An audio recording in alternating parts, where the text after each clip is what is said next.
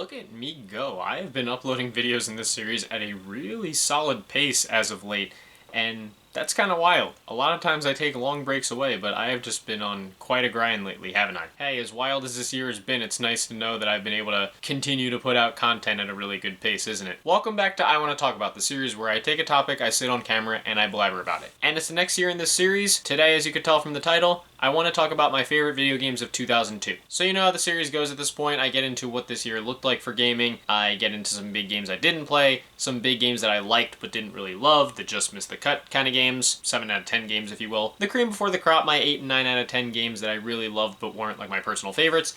And then my proper best of list. Again, if you've seen the series, you probably already know how this goes, but you know, I don't want to assume everyone has watched every single video in the series, so if this is your first one, well, welcome. And if you haven't seen the previous ones, well then don't worry, they're linked in the description. So, 2002. As far as the world of video gaming, when I looked at 2001 in the last video, that was a year that many people would consider to be one of the most important and influential years in gaming, and 2002 was another fantastic year. Maybe not quite as influential, some of the big games might not have had the insane influence that some of the games of 2001 had, but in terms of sheer quality, there were a lot of amazing games in 2001, many of which are among some of my all-time favorites. And this intro might not go on as long as the last one because we didn't really have much new on the hardware front in 2002. The big consoles were all out, so it was time for the companies and publishers to just come through, reach out to the developers, get the games going, and go from there. But obviously, I want to do a check-in on what the other consoles looked like and all that stuff, so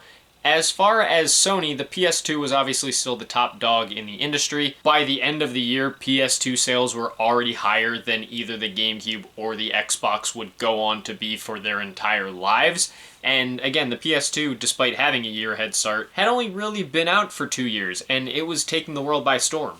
Obviously, this is the highest selling console of all time as of the recording of this video, and with the fact that the big games were starting to come in droves, the PS2 was a high selling console. Combine that with the fact that the PS1 was actually still selling a few million units, and Sony was on a heater that, I don't know if the world expected it. Again, maybe if you remember more about 2002 than I do, you can tell me more about it, but hey, I was 4 in 2002 and my earliest conscious memories go back to 2002. I wasn't paying attention to the news or anything like that. But either way, PlayStation was on a generational heater at the time with the explosive PS2 sales and the fact that the PS1 was still selling pretty decently for a console that late in its life. As far as Nintendo, the GameCube had its first full year on the market, but it really wasn't looking much better in the grand scheme of the console wars. Of the 3 main console competitors, the GameCube was the lowest selling of the bunch, and that rang true again in 2002, despite the fact that there were some really quality first-party titles that year. Again, the sheer number of consoles sold in 2002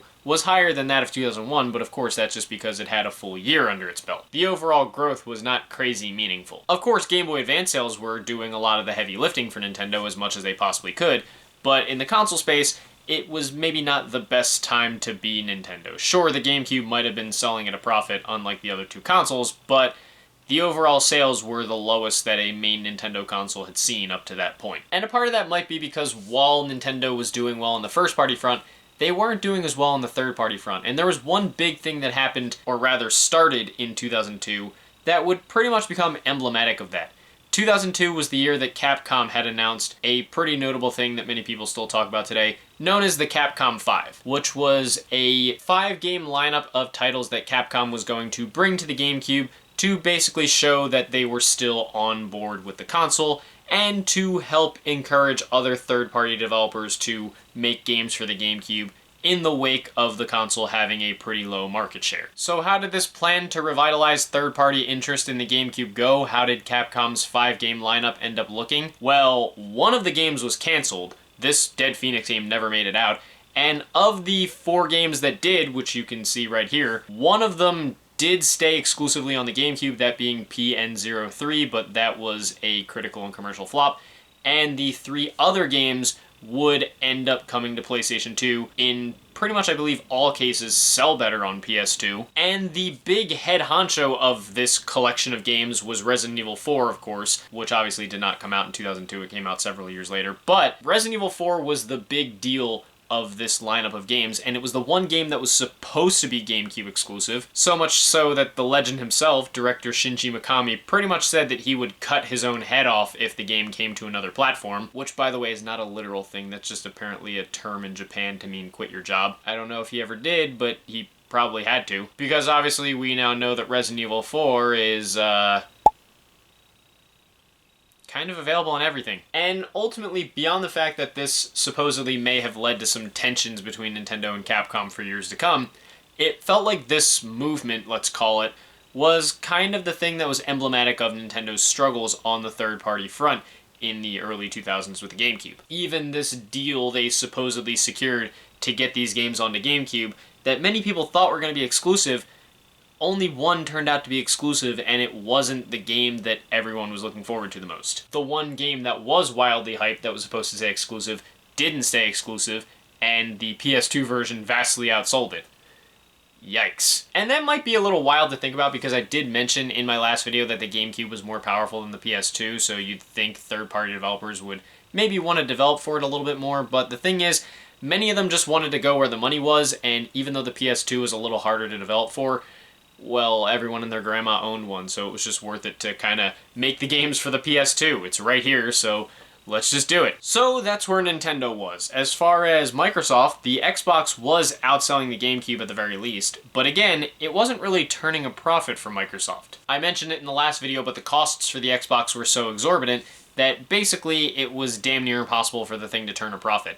I believe Xbox only turned a profit on the console in one specific quarter at some point in 2004 when Halo 2 came out. Hell, I won't even really be mentioning any Xbox games in this video because there weren't really any huge ones to discuss from 2002. I mean, yes, some of the games that I discuss in this video will have gotten Xbox releases, but there's not going to be much in the way of like big major first-party Xbox titles or anything like that. In my research, the biggest thing to happen on the Microsoft front in 2002 was that they acquired Rare, which was a pretty big deal at the time because Rare had been a Nintendo developer and one of the bigger developers for Nintendo on the Nintendo 64 especially, and now they were under the ownership of Microsoft. And looking back, in hindsight, this actually is kind of crazy to look back on because before the acquisition spree that Microsoft went on starting in the mid-2010s into the 2020s that would eventually lead them to purchase whole publishers like Bethesda and Activision, this was their first big major gaming studio acquisition. So in a lot of ways, this was super significant years and years before the whole acquisition war became a thing, and that's something we still kind of see in the gaming industry today. Although this is one big one that still polarizes a lot of people to this day because while Rare was a beloved developer on the Nintendo 64, their direction kind of went down after the Microsoft acquisition. They haven't made quite as many classic or beloved games. I mean, yeah, sure, some games that have done well, but not as many that have been huge. And yeah, it's been a little disappointing, but still, it was pretty huge for its time, and even if it didn't fully pan out, and still hasn't quite fully panned out, the possibilities were endless after this deal. Speaking of Rare and Microsoft, where the hell is Everwild? Has anyone heard anything about that game in any of the last 2 or 3 years? God, Xbox. They make me scratch my head more often than they don't. But now that the intro's out of the way, let's get into the games. As I mentioned, even in the greatest of gaming years, there are going to be some excellent games that I didn't get to play. And in 2002, I think the big notable games that I didn't play, at least that I could find as major snubs. The 3 that I could find that were the biggest of the big were Grand Theft Auto Vice City, which again, huge. Grand Theft Auto back in the day was big, but I've rarely been that into Grand Theft Auto. The original Animal Crossing came to America in 2002, and obviously that was a hugely significant game that brought Americans the giant franchise that would go on to become one of Nintendo's biggest, but again, not a franchise I play all that much. And on the Nintendo front, I never got to play Eternal Darkness Sanity's Requiem. It was a game I always wanted to play, but I just kind of never got around to it. Actually, that's a lie. I played it on an emulator once, but for some reason I just couldn't get into it in the moment. Maybe I gotta give it another shot. Those are the big ones I can find. I'm sure there are other games that I will have missed. I had a friend of mine that was telling me after my 2001 video about all the other games that I didn't mention. You know who you are. I'm sure there are other big games from 2002 that I didn't talk about and won't talk about in this video. Again, you can tell me in the comments your favorites if they're not in this video, but we're gonna get into the games that I did play. And usually this is the part of the video where I talk about the just missed the cut games. The games that I gave like a 7 out of 10 to or something like that.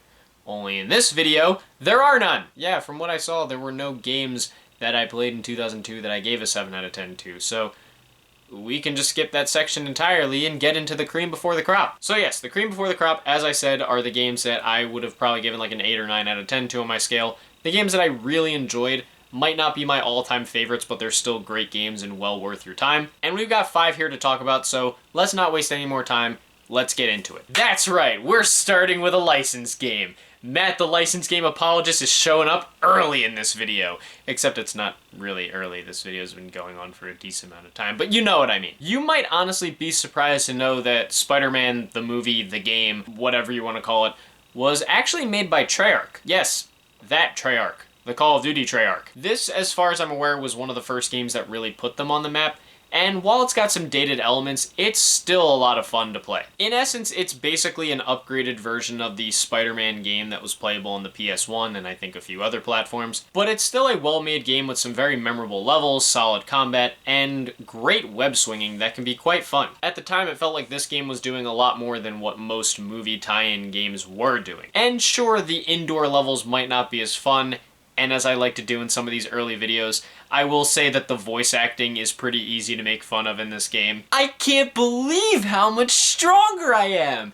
This is too cool! But it was a valiant effort for a game that was probably made on a pretty tight schedule to tie into one of the most important superhero films ever made. With what we have today from Spider-Man, it might not be all that essential, but I still think it's worth looking into and trying out for yourself. While I own and have played the PS2 version, I might honestly recommend you grab it on the original Xbox, as not only does that appear to be the best version of the game, but it happens to have some exclusive levels where you get to fight against Kraven the Hunter. So if you're looking into it, try to find that version. I think I also saw in price charting that the Xbox version is the cheapest of the bunch, so definitely give that a look if you're looking to get into this game for the first time. Alright, the first time in this series that I really get to talk in depth about Resident Evil. And probably the last time that I get to talk about it in this much depth for another 10 videos or so. What? Don't look at me like that. I played the remakes and not the originals. Back off. And I didn't even play the full series. There are a couple entries I haven't played. Again, back off. But yes, Resident Evil was already an incredibly iconic and influential horror game back when it was first released, and in 2002 it received a full-blown remake on the GameCube. Said remake did a phenomenal job updating the game and making a game that was already pretty beloved really damn good. The atmosphere in this game is genuinely really scary. The presentation is still incredible, and to me, the Spencer Mansion is perhaps one of the best locations I've ever experienced in a video game. Even though I wouldn't call this my favorite Resident Evil game, the Spencer Mansion is definitely one of the most memorable locations throughout the entire series. And as a remake, it's pretty crazy how big this was at the time that it came out. Before games like the Resident Evil 2 remake or Final Fantasy 7 remake came along and felt like brand new games compared to their original versions, Resident Evil Remake felt like the first remake to come along and almost feel like a completely different game. Almost like a remake plus of sorts. And from a gameplay perspective, the puzzle-based gameplay is tensing as is the shooting, though I do recommend you have a guide nearby because it is a little bit easy to get lost in this one. Still, it's a great game and a great update on a classic title. I also recommend getting the 2015 remaster of the remake. Wow, the remaster of the remake. That's currently available on modern platforms. It has an updated control scheme that's incredibly intuitive, and I think it's the best way to play the Resident Evil remake. Definitely give that a look if you want to get into this game. I won't spend too much time talking about this one just because I talked about this when I discussed Yoshi's Island in the 1995 to 1999 video. I had mentioned that I played the game through this particular version, but yes, Yoshi's Island Super Mario Advance 3 is the version of the game that I played when I beat Yoshi's Island for the first time, and I definitely highly recommend it. As I mentioned in the previous video, Yoshi's Island is a great game, and in my opinion still the best game in the Yoshi's Island franchise. And on the Game Boy Advance, the game still looks as good as ever, in spite of the fact that because you're playing on a smaller screen, there's obvious screen crunch going on. What's more, the Game Boy Advance version adds 6 new bonus levels, which gives it a little more bang for your buck, so you have a little more content to work with compared to the original game. Obviously, if you're fine with the SNES version, you might not really need this one. It's not like it's entirely essential or anything like that, but going with the Game Boy Advance version will be more than satisfying if you want to experience Yoshi's Island for the first time. I will also point out before anyone asks, this is the only Super Mario Advance game that I have played and beaten, so I won't be talking about the other ones too much throughout this series. Although I did mention them in the last video, so I'll give you that one. Okay, spare me on this one. Every previous licensed game I've talked about is attached to a franchise I'm a huge fan of. I grew up on Yu-Gi-Oh!, but these days I couldn't tell you the difference between a Synchro, an XYZ, a Pendulum, and whatever the hell the other one's called. But yes, I do have fond memories of playing Yu-Gi-Oh! Back in the day, and even though I mentioned that I'm in the I stopped playing Yu-Gi-Oh! After Fusions and Ritual Cards Club, I still greatly enjoyed the card game as a kid. As a kid, I also remember having that dual disc thing that you wrap around your arm, so I do have some memories with the show and the card game, even though I don't play it a lot now.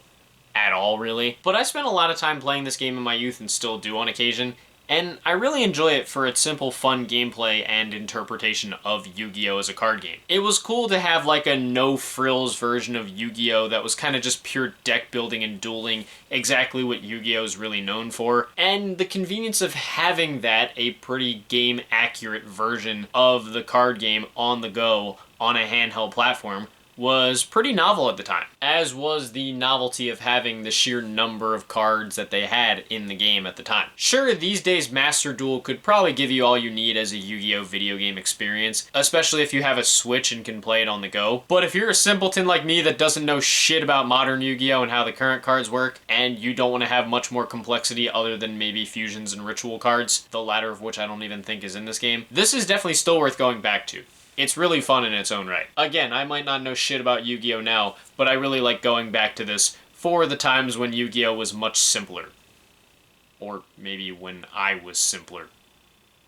Either way, and last in the cream before the crop, I may have mentioned in the last video that Jak and Daxter was a franchise that didn't really sing to me, but when it comes to PlayStation platformers, don't you worry. The Ratchet Clank franchise is going to get a lot of love out of me throughout this series. I didn't fully come around on Ratchet & Clank until a few years ago, when I finally played through the series in its entirety, but it's absolutely become one of my favorite franchises in video gaming. The original Ratchet & Clank is still extremely engrossing and fun to this day, with incredibly smooth platforming elements and great weaponry that makes the combat incredibly enjoyable. In a lot of ways, to get back to that Jak and Daxter thing, I often say that Ratchet & Clank basically did what Jak and Daxter did, but a lot better, with a lot more polish. I felt like the platforming and the combat in Ratchet & Clank were way better, and the mix of action and platforming was pretty damn awesome. There are definitely some elements of it that have dated in some ways, like the hoverboard sections, for example, but the original game remains a treat to go back to even to this day. I played this through the PlayStation 3 collection, and said version can be a bit wonky in some areas, specifically with the frame rate, but it's still a great way to check these games out if you haven't played them already. But now we're going to get into the proper best list, my favorite games of 2002, and there are 5 of them. There are 5 games from 2002 that I gave a 10 out of 10 to. Yeah, really good year. So let's not waste any more time, let's jump right in. Starting off at the number 5 spot, we are going with a handheld game. I know I mentioned in the past that I didn't play a ton of handheld games back in the day, and throughout this video I have mentioned quite a few of them, and this one is actually one of my all-time favorites on the handheld front. At the number 5 spot, I gotta go with Kirby Nightmare in Dreamland. While I talked about Kirby 64 in my 1995-99 video, it feels like this is the first time I'm really getting a chance to talk about Kirby in earnest. And again, it feels like it's going to be the last time I do in one of these videos for a long time, but don't get it twisted. I love me some Kirby. Nightmare in Dreamland was the Game Boy Advance remake of Kirby's Adventure, and it was also the first Kirby game that I ever owned in my youth. I played it a lot when I was younger, I've beaten it several times since, and to this day, it remains one of my favorite games in the entire franchise. With its phenomenal level design, great platforming, and wonderful music, this is a really fantastic entry in the series that's so easy for me to go back to just as a comfort game so often these days. I also love the minigames as well. They're so clever and addicting, and I've dumped a lot of time into them. Probably just as much as I've dumped into the main game. This was actually my favorite Kirby game for a long time, but it was recently surpassed. More on that one later. But nevertheless, Nightmare in Dreamland is still very much worth going back to today. I would recommend getting it on the Wii U, but the eShop is closed, so I wish there was a better way to recommend it. But if you can find it, definitely give it a go. Wait, I'm sorry, I had to look. Kirby Nightmare in Dreamland is not on Switch Online? I mean, I know Kirby's Adventure is on there, but Nintendo, what the hell are you doing? You're slacking, man. Get it on Switch Online already. At number 4, I'm so happy that I get to talk about this franchise finally, because I love it so much. I gotta go with Sly Cooper and the Thievius Raccoonus. Oh yeah, you know I'm gonna give myself every reason to talk about Sly Cooper. This is probably one of the most important franchises in my own personal life, and I absolutely adore it to bits. I even have this Sly Cooper pillowcase that I got from a friend as a present at a Secret Santa this past Christmas. It's pretty much the first piece of Sly Cooper memorabilia that I actually own. It's not on a pillow yet, unfortunately, but one of these days I'll find a pillow that I could put it on. But yeah, Sly Cooper was one of the first big video game franchises that I really got into as a kid, and it was pretty much the first big one I got into on the PlayStation 2. This game was actually a gift given to my brother and I from a friend of our dad's, and little did that friend know that he'd turn my brother and I into lifelong fans of the series. With Sly Cooper, they kind of took the Crash Bandicoot-style platformers, made the levels a tiny bit more open-ended, and added some stealth elements that made it super unique. Combine that with a great cel-shaded art style and a clever story with some really memorable characters, and you've got a winner of a video game. In a lot of ways, it feels like this game is something that even modern platformers still don't really experiment with. I mean, some might have some small stealth sections, but it feels like the mix of stealth and platforming hasn't really been done quite as much these days, at least not in the way Sly Cooper did it, and Sly Cooper still does it really, really well. It's still a fantastic game, and it's a franchise I wish Sony would give some more love to one of these days. At number 3, I talked about this game in my 2023 video because of the fact that it got a big remaster, and you had to know it was going to land on this list somewhere. Obviously, I gotta go with Metroid Prime. You know a year is stacked when a game as good as Metroid Prime can come out, and I can still say with confidence that there were 2 games I liked better than it. I know, that's pretty wild. But don't get it twisted, Metroid Prime is truly a special game. It's a bit wild to think that before its release, there was fear that it wouldn't end up being good. It helps that the game's development was notoriously troubled and crunched, largely because Retro Studios was juggling too many games at once, pretty much all of which had to be canceled, and they were also dealing with their at-the-time founder and president Jeff Spangenberg being better at being tabloid fodder than being a president of his own company. Hell, he was using Nintendo servers to host websites of him with half-naked women. And then he went on to make the Guy game. Shocker. But despite all of Retro's struggles, the resistance toward changing the genre to an FPS, and having to follow up on a game as iconic as Super Metroid, Metroid Prime turned out to be utterly fantastic. It translated the Metroidvania genre into a first-person adventure game perfectly, with some of the most memorable and atmospheric level design that I've seen in any game. The gunplay is gripping, the visuals are excellent, and the moody soundboard adds to the fantastic atmosphere. Also, as someone who played the original game through the Metroid Prime trilogy on the Wii, that offers some of the best motion controls I've ever experienced in a video game, to the point where I would call it the definitive version of the game. Well, it was until the Switch re-release came along last year. Yeah, now that Metroid Prime Remastered exists, I would probably say that's the definitive version. And now that it's more readily available on a current platform, I'd probably just recommend you get that one just on the grounds of, hey, it's easier to get. Still, no matter which version you go with, Metroid Prime is a special game, and I say this about quite a few games on these lists, but it's a game I think everyone should experience at least once. You owe it to yourself to experience it. At number 2, you guys know I love this franchise, and of course I'm going to mention it here because I do love this game. I gotta go with Super Mario Sunshine. See? A Mario game didn't top one of my lists. I don't just give Mario my game of the year every year. Just most years. But in a lot of ways, Super Mario Sunshine was very polarizing for the Mario series, especially coming off of a game as boundary-pushing as Super Mario 64, that pretty much changed the way we look at gaming. And to this day, it's still seen as being pretty polarizing to some, but to me, I think it's phenomenal. I think the addition of FLUDD actually added something unique to the platforming gameplay, and it made Sunshine feel like a somewhat experimental Mario game, especially since Nintendo hasn't tried to do some of the things it's done in this game in a Mario game since. The level design is as fantastic as any other Nintendo game. Isle Delfino is a truly beautiful setting, the controls are butter smooth, and while the game's challenge does get talked about a lot, I personally didn't think it was overly challenging. And the challenge that was there, I didn't really mind all that much, even in something like the Pachinko minigame. Hell, strike me down, but I didn't even mind the blue coin hunting. Yeah, I know, wild.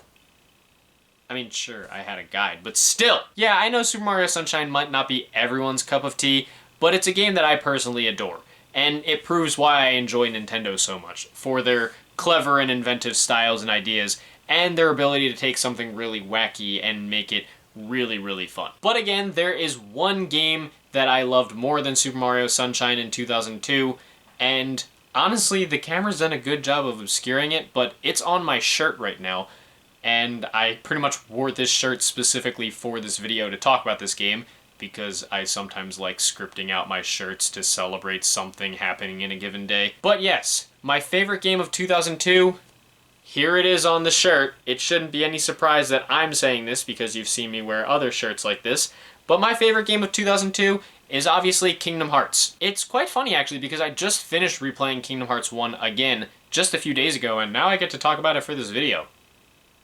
Perfect timing, wouldn't you say? Kingdom Hearts took a concept that shouldn't work, mixing Disney with Final Fantasy, and made it work, thus making this my favorite video game franchise that I make no effort to understand. Yeah, I'm not really a huge story guy in my games, I'm very much a gameplay first type, so Kingdom Hearts being a franchise that's more confusing than Turning Left in New Jersey should make me not want to play it.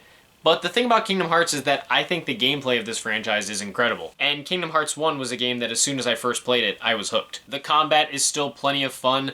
The worlds themselves are absolutely breathtaking, among some of my personal favorite levels in any video game. The Disney magic that you'd expect for something like this is there in spades, and the music is among some of the most incredible stuff that I've ever experienced in any video game. Yoko Shimomura is an absolute genius and is, in my opinion, one of the greatest video game composers there is, and her work in the series is the crown jewel of a lot of what she's done. And I will say, if you are a story person, this is probably the simplest the Kingdom Hearts story is ever going to get, so enjoy that while it lasts. But yeah, as much as I'm not a story guy, I still absolutely love Kingdom Hearts, and Kingdom Hearts 1 is still fantastic. I think Kingdom Hearts 2 is the objectively better game, and we'll get into that when the time comes, but Kingdom Hearts 1 is the one that I find myself returning to more, and I feel like I have a bit more of a nostalgic soft spot for it. Maybe it's just that it's an incredible comfort game for me. And even as someone who's very picky with my RPGs, Kingdom Hearts remains one of my all-time favorite video games. It's a franchise that means a lot to me in that regard, and it's still a game that I absolutely love playing to this day. I wouldn't be wearing a shirt of it if I didn't enjoy the franchise that much, but yeah, Kingdom Hearts, I love this franchise, I especially love this game. If you haven't played it, I highly recommend checking it out, specifically on modern platforms because the game has been part of so many re-release collections at this point, specifically the final mix version that added a lot more content. If I could recommend anything, try grabbing one of the collections on PS4, or PS5 rather, because the game plays at 60 frames per second on PS4 and 5, which obviously butter smooth, incredible, and it makes an incredible game even better. So definitely check it out through one of the many re-release collections. Again, it's pretty much available on a lot of modern platforms, so you have a lot of options to play it if you want to dive into the series for the first time. Just don't grab the cloud version on the Switch.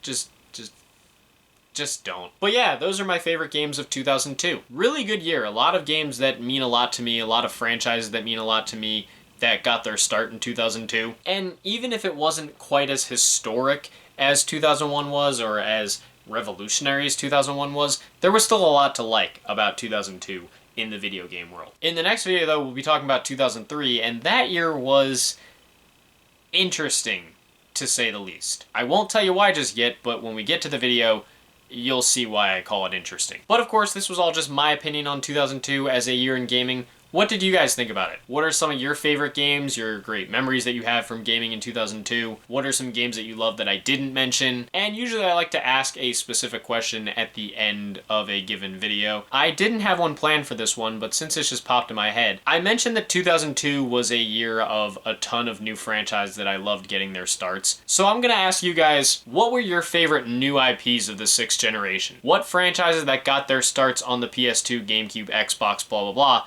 were your personal favorites? They didn't have to come out in 2002, just they had to be in this generation. Whatever your thoughts, opinions, and experiences are, leave them down in the comments below. Let's keep this civil and have some fun as we like to do. If you guys want to hit like and subscribe and support some of my other ventures that I have linked in the description, thank you. If not, it's no big deal, I totally understand. And yeah, like I said, next video I'm going to be talking about 2003. And again, I don't want to tell you why, but 2003 is going to be an interesting year to talk about when it comes to my personal favorite games. There's going to be a surprise or two in there, so get yourself ready for that. So stay tuned for that, but until then, thank you guys for watching. I hope you enjoyed, and I will see you in the next video.